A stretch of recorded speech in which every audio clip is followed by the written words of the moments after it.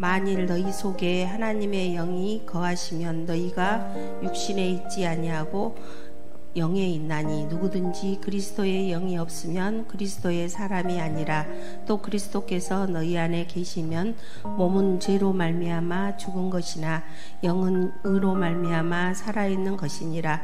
예수를 죽는 자 가운데서 살리시는 이의 영이 너희 안에 거하시면 그리스도 예수를 죽은 자 가운데서 살리시는 이가 너희 안에 거하시는 그의 영으로 말미암아 너희 죽을 몸도 살리시리라.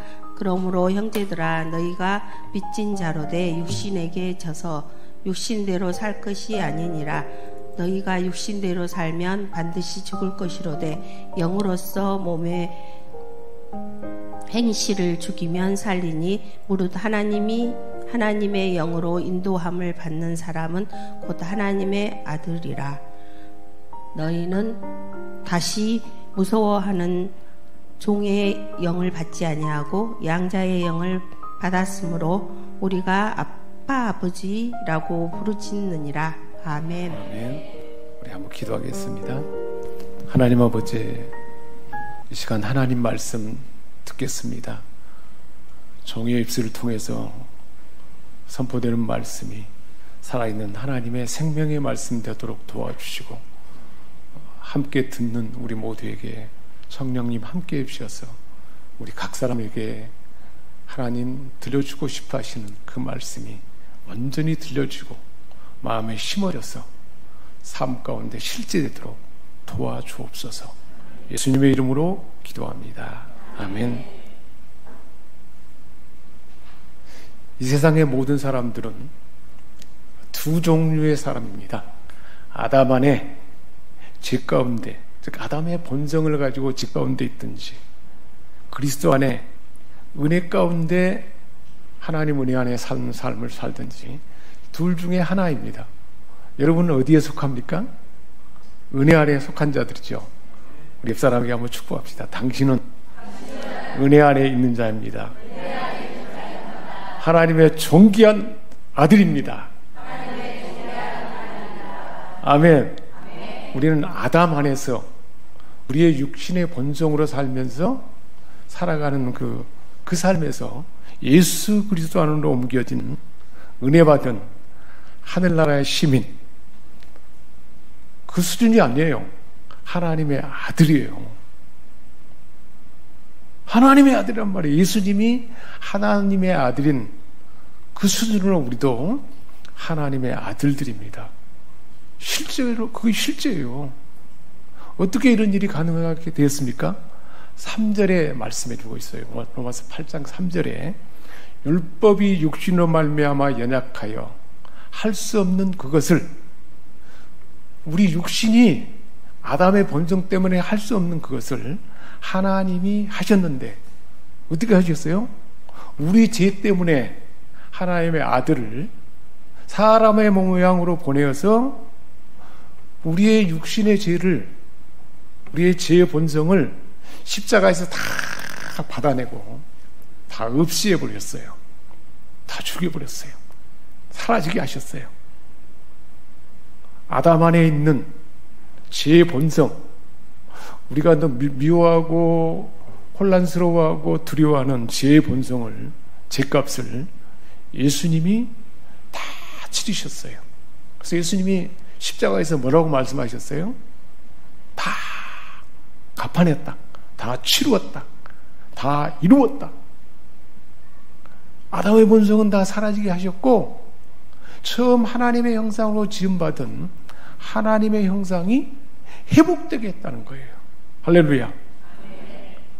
그 결과로 우리에게 어떤 일이 가능하게 되었는지를 4절에 말씀해 주고 있어요. 어떻게 되었다고 말하는가요? 육신을 따르지 않고 그 영을 따라 행하는 우리에게 율법의 요구가 이루어지게 하려 하심이라. 율법의 요구는 하나님의 뜻이에요. 하나님 말씀, 하나님의 선한 뜻대로 살 수 있는 그 은혜가 우리에게 주어졌다는 거예요. 조건이 있어요. 바로 앞에 뭐라 그랬어요? 육신을 따르지 않고 영을 따를 때 가능하다 그랬어요. 육신을 따르는 삶이 우리에게 늘 습관화되어 있어요. 그 문제를 해결해 주셨고, 그 은혜 가운데 우리가 육신을 따르지 않고 영을 따라 우리 마음의 속 사람을 따라 행할 수 있는 은혜가 부어졌다는 거예요. 제 본성인 육신을 따르지 않는 자에게 주어진 은혜예요. 그러니까 우리가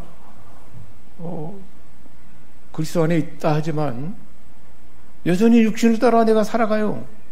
그러면 육신의 삶 가운데 제 본성이 나타나는 많은 해악을 경험하게 되는 것입니다. 그래서 우리가 그러면 먼저 육신을 따르는 삶이 얼마나 우리에게 해로운지, 우리를 괴롭게 하는지를 한번 살펴보도록 하겠습니다. 우리는 하나님의 은혜로 구원을 받은 자이지만 여전히 죄의 영향력 아래 살고 있는 존재입니다. 쉽게 예를 들자면 야곱이 이삭의 아들로서 12아들을 놓고 이스라엘의 12지파를 형성하고 이스라엘 민족이 되게 한 하나님이 택한 하나님의 사람이잖아요. 그래서 하나님의 사람이지만 야곱이 형 에서의 장자권을 불의한 방법으로 찬탈하고 뺏어버리고 형 에서가 죽이려고 하자 도망가면서 창세기 28장 15절에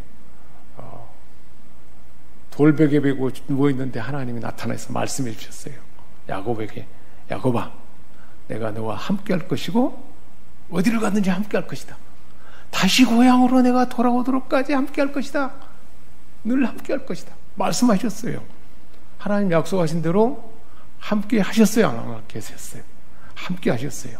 예삼촌이 그렇게 비열한 방법으로 품삯을 다 뺏어내도 하나님이 함께 하셔서 큰 거부가 되었어요.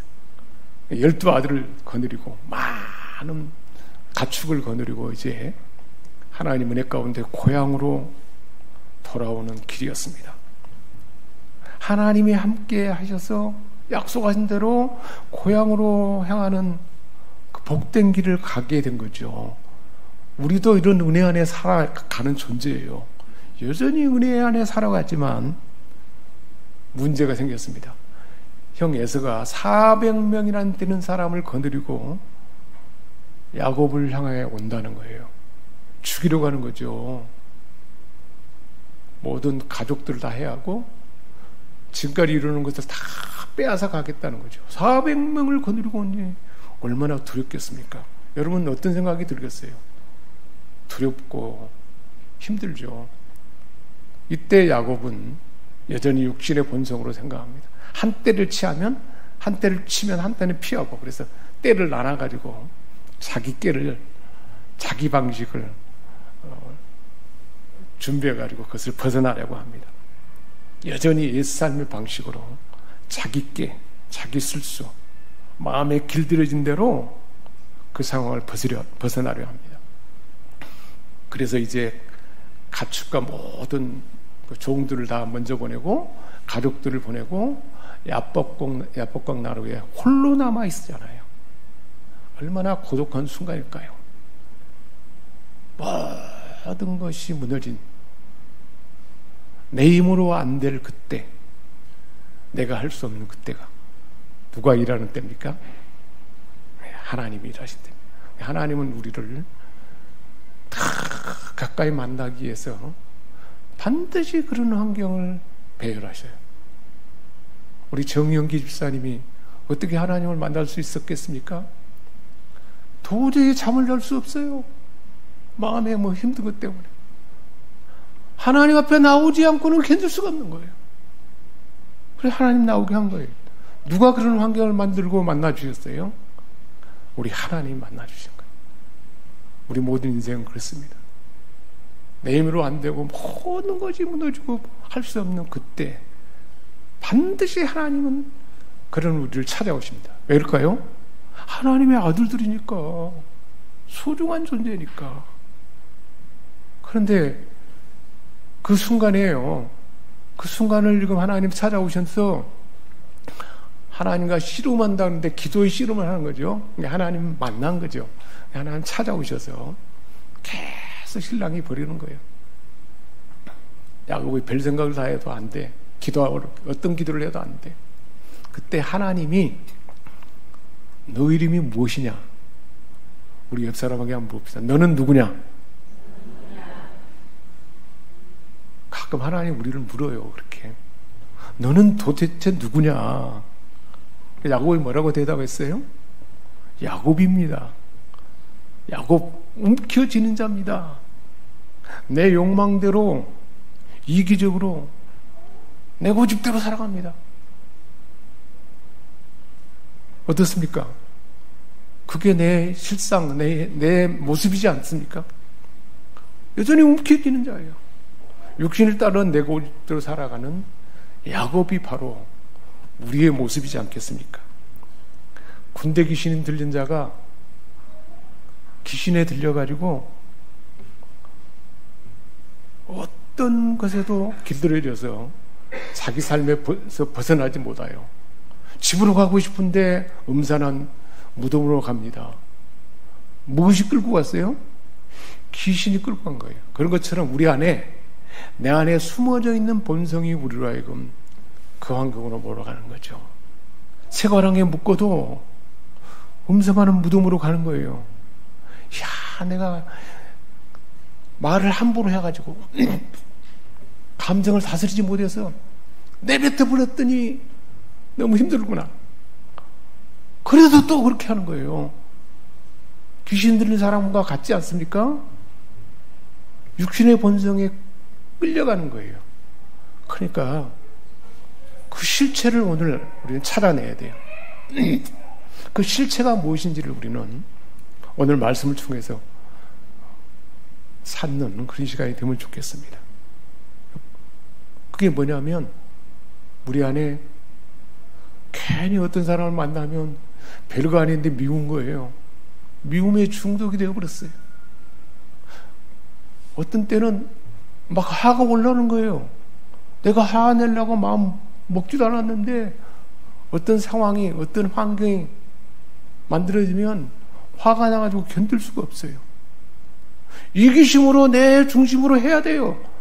가정 안에서도, 부부 사이에도, 자녀들 향해서도 어느 순간에는 이기심이 발동합니다. 그럴 이유가 없는데 우울증에 중독이 되어 있습니다. 아담의 지혜 본성이 우리 각 사람 마음 안에 길들여져 있는데 어린 아이 때 이야기, 그때 길들여졌어요. 그때. 그러니까 반복해서 이야기하는 거예요. 어린 시절에 어머니 뱃속에 있을 때는 모든 게 안전과 생존, 먹을 게 공급되고 안전이 보장되었어요. 태어나자마자 보장이 되지 않아요. 안전하지 않아요. 어머니가 곁에 있었는데 없어요. 그때 아이는 엄청난 충격이죠. 두려움이죠. 결핍이죠. 안전하지 않아요. 거기에 대한 안전에 대한 두려움, 그것이 결핍이 채워지지 않아서 마음 안에 쌓여서 그대로 잠겨 있다는 거예요. 생존, 먹을 것이 적절히 공급되는데 울어도 엄마가 없으면 채워줄 수 없어요. 그 결핍은 엄청난 거예요. 그 결핍이 집착으로 우리 안에 자리 잡았다는 거예요. 2살쯤 되면은 이제 애정을 받고 사랑을 받고 존중을 받아야 되는데 그때 따뜻한 보살핌, 눈이 마주치고 품어주고 하는 이런 것이 늘 채워져야 되는데 늘 채워줄 수 있습니까? 채워질 수 없어요. 그래서 사랑받고자 하는, 인정받고자 하는 욕구가 다 그때 심어서 자리잡아져 있다는 거예요. 그것이 자라오는 환경 가운데 해결이 되고 해소가 되었으면 괜찮은데 그렇지 않으면 여전히 남아있어요. 그래서 우리는 누가 나를 인정하지 않고 함부로 말하거나 비난하거나 그러면 화가 나죠? 못 참습니다. 이 모든 것들이 다 그걸로 인해서 우리에게 나타난 우리 감정을 부추기는 거예요. 내 감정을 다스릴 수가 없어요. 마치 그래서 성경에 많은 인물들이 그렇게 살아갑니다. 소돔과 고모라를 쫓아간 롯의 허무한 삶이 그래요. 그래서 내가 채우지 않은 물질이 채워야겠다. 부귀가 채워야겠다. 그래서 그곳을 가는 거예요. 부자가 되려는 욕구가 도저히 끊어지지 않아요. 그래서 사람들이 개업을 하면 부자 되세요 그러잖아요. 그게 가장 소중한 걸로 여기고 쫓아가는 것입니다. 광야에서 이스라엘 백성들이 다 하나님을 원망하다가 20세 이상의 사람들은 하나님을 신뢰하지 못하고 하나님이 매일 만나를 내려주셨어요. 반석에서 샘물이 나게 했어요. 홍해를 마른 땅으로 건너게 했어요. 구름 기둥과 불 기둥으로 인도해 주셨어요. 우리가 생각하면 참 이상하죠. 그런데도 하나님을 원망하고 불평하다가 하나님을 신뢰하지 못해서 광야에서 다 엎드려 다 죽었잖아요. 20세 이상의 사람들은 여호수아 갈렙에는 다 죽었습니다. 무엇을 따라 살다가? 아담의 이 본성을 따라 살다가 다 죽었어요. 롯은 모든 것이 불타버렸어요. 야곱처럼 은혜를 받았지만 형 에서와 화해하지 못해서 두려움 가운데, 그런데도 은혜 받았는데도 여전히 자기 길을 버리지 못하고 방황합니다. 성경 박사예요. 사울, 바울이 전에 사울. 눈이 가려져서 하나님 말씀을 많이 알지만 눈이 가려져서 참된 자기를 못 보는 거예요. 자기가 얼마나 하나님 나라를 해방하는 해방장인가요? 근데 자기를 못 보고 하나님으로부터 멀어졌습니다. 밝은 빛 가운데 누구를 만났어요? 예수님 만났어요. 어떻게 됐습니까? 눈에 비늘이 벗겨졌어요. 그러니까 우리 옛 본성이 벗겨지는 것은 어떨 때 벗겨져요? 하나님 만날 때. 오늘 예배 순간이 하나님 만나는 순간인 줄 믿습니다. 이런 모습들이 아담으로 물려받은 원죄예요. 습관적으로 육신을 따라 행하는 자가 된 것입니다. 죄에 빠져있는 인간의 한계예요. 자, 이렇게 육신대로 살아가면 어떻게 되는 것인가요? 7절에 말씀하고 있어요. 7절에 육신의 생각은 하나님과 원수가 된다 그랬습니다. 육신의 생각으로 육신의 본성을 쫓아가는 삶은 하나님과 원수가 된다는 거예요. 내 본성으로 끌려서 함부로 말하는 것, 말을 함부로 내뱉는 것, 누구와 원수되는 거예요? 하나님과 원수가 된다는 거예요. 내 감정을 다스리는, 내가 감정의 주인인데 내 감정의 노예가 되어버렸어요. 성숙한 사람일수록 무엇을 다스릴까요? 감정을 다스릴 수 있어요. 분노, 미움, 이걸 다스릴 수 있다는 거예요.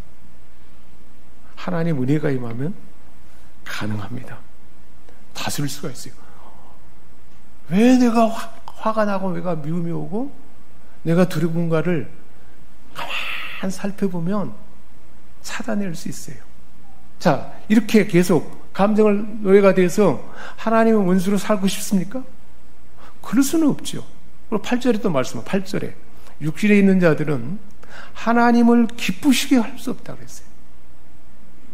이렇게 육신에 내 감정대로 살면 하나님을 기쁘시게 할 수 없다는 거예요. 하나님의 원수가 되는 그 말, 행동, 하나님을 기쁘시게 할 수 없는 그 삶을 그대로 살 수는 없죠. 그래서 12절에 더 깊은 말씀하세요. 그러므로 형제들아, 우리가 빚진 자로 돼 육신에게 져서 육신대로 살 것이 아니니라 그랬어요. 육신에게 져서 감정에 넘어져가지고 져서 그대로 살 것이 아니다. 육신에게 져서, 감정에 져서, 내 욕망에 져서, 내 이기심에 져서 살지 말라는 것이죠. 그래서 13절에 뭐라고 말하는가요? 이제 너희가 육신대로 살면 뭐라고 했어요? 반드시 죽을 것이라 했어요. 이게 심각한 이야기예요. 그러니까 보통으로 우리가 내가 실수하고 그런 것을 우리는 아담의 본성을 물려받았으니까 어쩔 수 없다. 그렇게 늘 그냥 쉽게 생각할 일이 아니라는 거예요. 하나님 기뻐하지 않고 하나님과 원수가 되고 반드시 죽을 것이라는 거예요. 육신대로 살면. 이대로 살아가시렵니까? 미워하고 분노하고 우울하고 두려워하는 중독에 머물러 있는 그대로 살 수는 없지요. 자, 그렇다면 육신을 따르면서 오는 하나님의 미움이 되고 하나님의 기쁨이 되지 못하고 사망을 향한 이 고통을 어떻게 극복할 수 있을까요? 여전히 로마서 8장에서는 말씀하고 있어요. 4절에 뭐라고 말한가요? 앞에서 봤던 것처럼 육신을 따르지 않고 영을 따라 행하는 우리에게 율법의 요구를 이루게 된다는 거예요. 예수를 구주로 믿는 우리에게 육신을 따르지 않고 영을 따라 사는 삶, 하나님의 뜻을 따라 하나님이 기뻐하신 뜻을 따라 사는 삶이 주어졌다는 것입니다. 할렐루야. 육신을 거부하고 하나님의 뜻을 따라 사는 삶이 가능하게 됐다는 거예요. 우리 옆 사람에게 한번 선포합시다. 당신은 육신을 따르지 않은 은혜가 주어졌습니다. 속 사람을 따라 행하는 은혜가 주어졌습니다. 그래서 말하잖아요. 육신의 생각은 사망, 육신을 따른 자는 육신의 일을, 영을 따른 자는 영의 일을 생각한다. 육신의 생각은 사망이요, 영의 생각은 생명과 평안이니라. 내가 선택할 수 있는 내 의지가 있다는 것입니다. 계속해서 확정적인 말씀을 주십니다. 9절에 뭐라고? 9절에 만일 너희 속에 하나님의 영이 거하시면, 우리 안에 하나님이 성령님이 계세요, 안 계세요? 예수를 구주로 믿는 우리 안에 성령 계시잖아요. 만일 너희 속에 하나님이 영이 거하시면 너희가 육신에 있지 않다 그랬어요. 육신에 속한 사람이 아니라는 거예요. 영에 있는, 영에 속한 사람이 되었다는 것입니다. 예수를 구주로 믿는 우리는 영에 속한 사람입니다. 옆 사람에게 또 한번 선포합시다. 당신은 영에 속한 사람입니다. 육신에 있지 않고 영에 속한 사람입니다. 할렐루야. 넌 누구냐?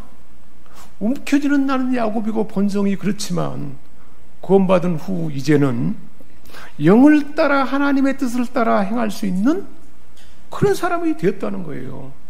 자, 영을 따라서 하나님의 뜻을 따라서 그렇게 살아가면 어떻든가요? 하나님의 기쁜 뜻이, 하나님의 뜻이, 하나님의 마음이, 말씀이 내 안에 딱 들어와가지고 하나님 뜻대로 행하면 어떻든가요? 반드시 좋은 일이 있습니다. 복된 삶이 경험돼요. 그렇지 않던가요? 그래요. 그래서 하나님은 그렇게 하나님의 뜻을 말씀 가운데 매주일마다 우리에게 주시고 그런 거예요. 그래서 하나님의 뜻을 따라 사는 삶의 첫 번째는 사랑이에요. 우리 안에 사랑이 부어지죠. 예수님처럼 사랑할 수 있는 사람이 되게 하는 거예요. 우리 옆 사람에게 선포합시다. 당신은 예수님처럼 사랑할 수 있는 사람입니다.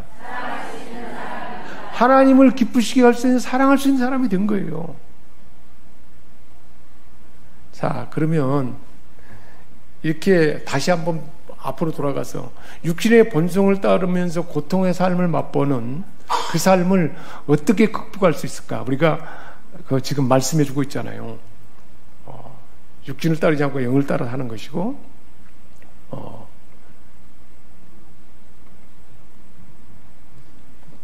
영에 속한 사람으로서 우리가 그것을 벗어나서 살면 가능하다 그랬는데, 이것을 실제로 극복하는 그 원리는 첫 번째로 우리가 나를 살펴보는 거예요.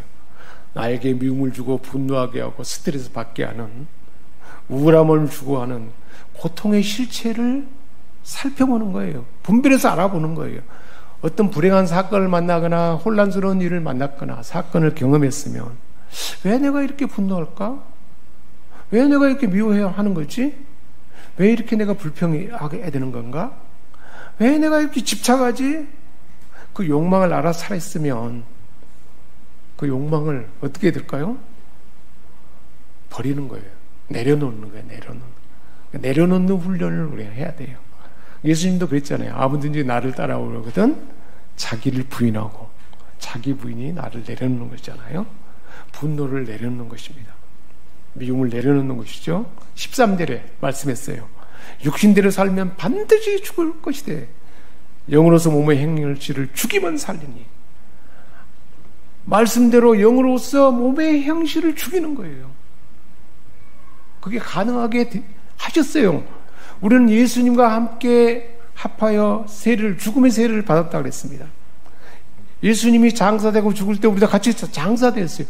장사되어 죽은 사람이 어떻게 미움이 있어요?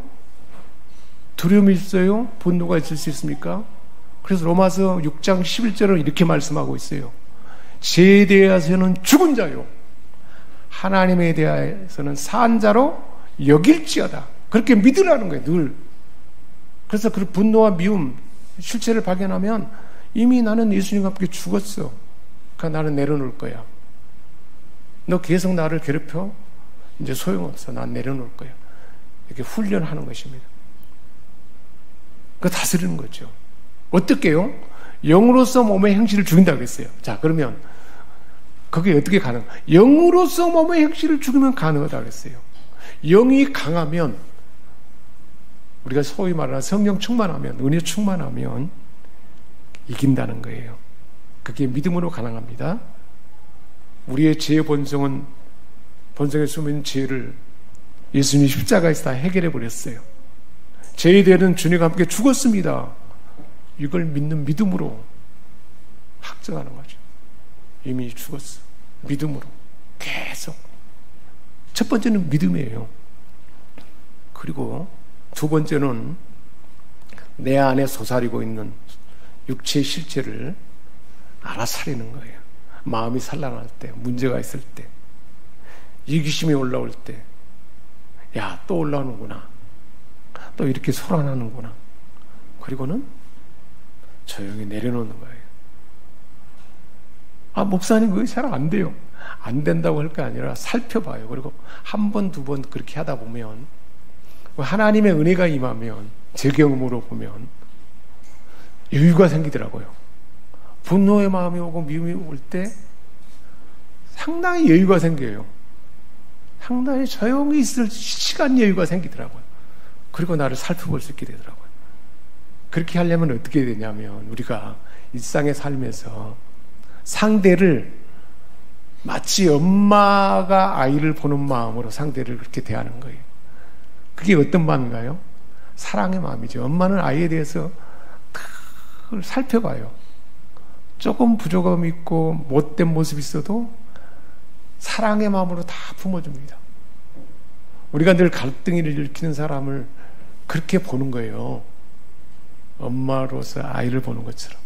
오늘 내려놓음의 찬양도 주님의 마음, 주님의 시선으로 그 마음을 내 마음에 간직하는 것, 그것이 내려놓음이라고 했어요. 그 시작이라고 했어요.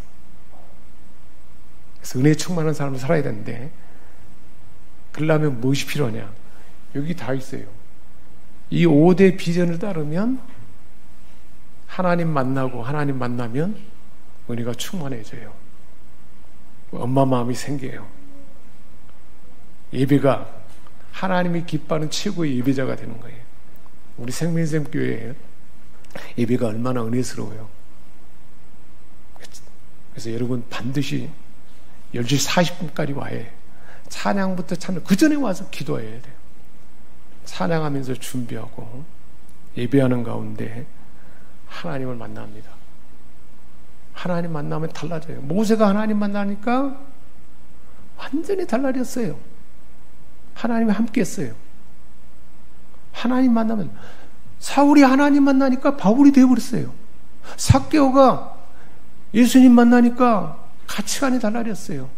소경이 예수님 만나니까 보지 못하는 눈이 뜨였어요. 엠마오로 가는 두 제자가 성경 가운데 말씀을 부릴 때 뜨거워졌고, 그리고 집에 있을 때 축사하고 떡을 뗄 때 눈이 뜨였어요. 우리가 은혜 가운데 하나님 만나면 실제로 영으로서 몸의 행실을 죽일 힘이 생긴다는 거예요. 할렐루야. 근데 우리는 평상시에 어떤 시간을 많이 보내요? 육신이 좋아하는 세상 드라마 뭐 이런 거 막 보고 있어요. 그러니까 육신이 더 강할 수가밖에 없죠. 그러니까 하나님을 기뻐하는 최고의 예배자가 되도록 준비하고 예배에 참여하는 거예요. 쉬지 않고 기도하는 기도자잖아요. 찾고 두드리고, 찾고 두드리고, 구하고 찾고 두드리는 영으로 성령 안에서 구하고 찾고 두드릴 때 하나님 만납니다. 쉬운 자에서, 지성소에서 쉬운 자에서 하나님 만나는 것이고, 모세가 시내산에서 하나님을 40주야로 하나님 만났어요. 어떻게 되었습니까? 얼굴이 빛났다 그랬어요. 그러니까 우리가 예배 가운데 그렇게 하나님 만나고 쉬지 않고 기도하는 기도자로서, 기도의 삶이 우리가 하루에 두세 차례는 반드시 주기적으로 있어야 돼요. 그거 지금 쉬지 않고 간구하는 기도자 그랬잖아요. 그 삶이 되면 영이 강해져요. 영으로서 몸의 행실을 죽이는 게 가능하단 말이에요. 그걸 다 예수님을 통해서 우리에게 하나님의 은혜를 주어줬던 것입니다. 그리고 그 은혜가 임하면 어떻게 될까요? 하나님 만나면 변화되어가지고 이제는 복음을 삶으로 살아내기 때문에 복음이 전도되게 되고 이웃에게 봉사하는 마음이 생기고, 그 넉넉함으로 우리는 아이들과 다른 사람을 양육하는 양육자가 되는 것입니다. 이 5대 비전이 그대로 품고 살아갈 때 그 은혜가 우리에게 임할 줄 믿습니다. 기도하겠습니다. 하나님 아버지, 우리는 부족하지만 하나님은 우리를 사랑하셔서 놀라운 은혜를 주시고, 몸으로서 영으로서 몸의 행실을 죽을 수 있는 그 은혜의 예배, 기도, 하나님과 만날 수 있는 그 풍성함을 주셨으니 감사합니다. 그 삶을 넉넉하게 살아감으로 늘 이기는 우리 모두가 되게 하여 주옵소서. 예수님의 이름으로 기도합니다. 아멘.